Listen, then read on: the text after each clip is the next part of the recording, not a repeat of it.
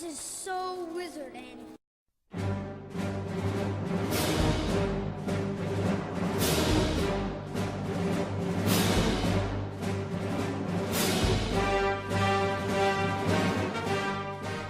Hi guys, thanks for checking in. So I was sitting around at home and I was a bit bored and I thought, what the hell, I'll do a video. So I sort of do these mini collection videos when I got nothing new to show, no new purchases, and this one is going to be on my episode 1 or the Phantom Menace figures. So once again, I don't have a lot of them, but this is what I've got. Some pretty cool figures in there, so I'll give you a closer look in a minute.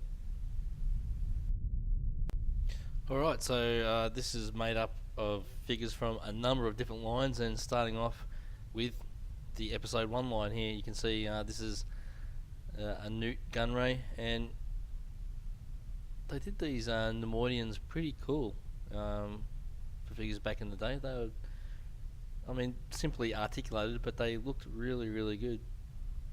And here's Rune Hako. Again, very well done. Although basically a statue, sort of, but not too bad.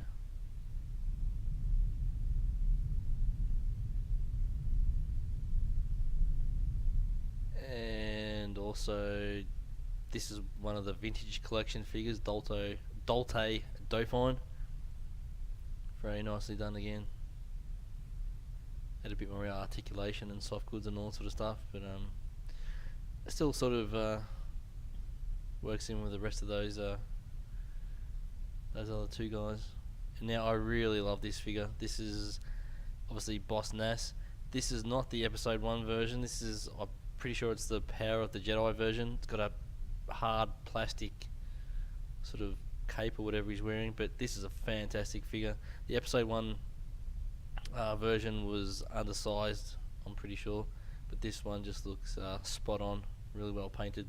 I love that figure, even though again it's basically a statue.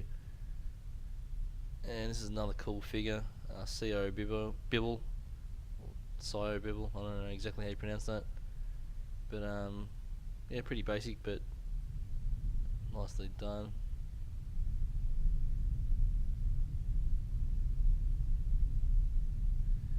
And he's one of those droids from the starship at the start that gets blown into smithereens, and that's I'm pretty sure that's that Build the Droid design or figure or mold, whatever you want to call it.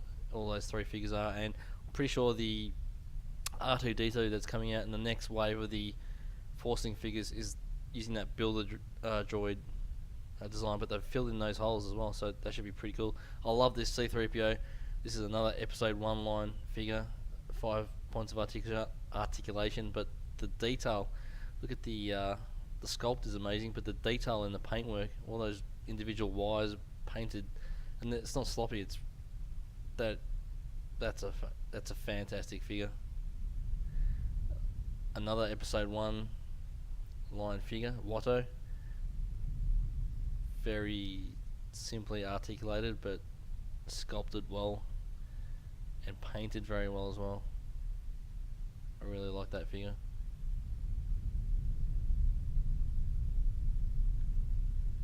And then I've got a number of pod racers. I don't have them all, but I think this is Dud Bolt, I think, from memory. I might be wrong, but this one just cracks me up. He's sort of wearing like bondage gear or whatever you call it. It's got a gimbal in the mouth and all that sort of stuff. It's bizarre, but just makes me laugh.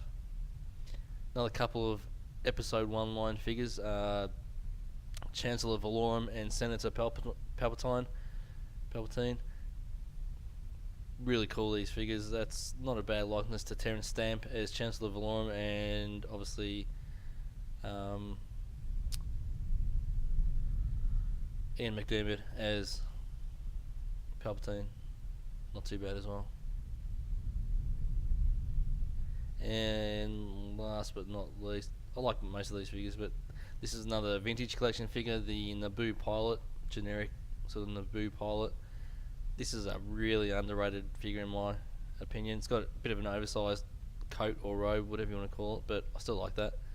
But once you get that off, look at that, fantastic.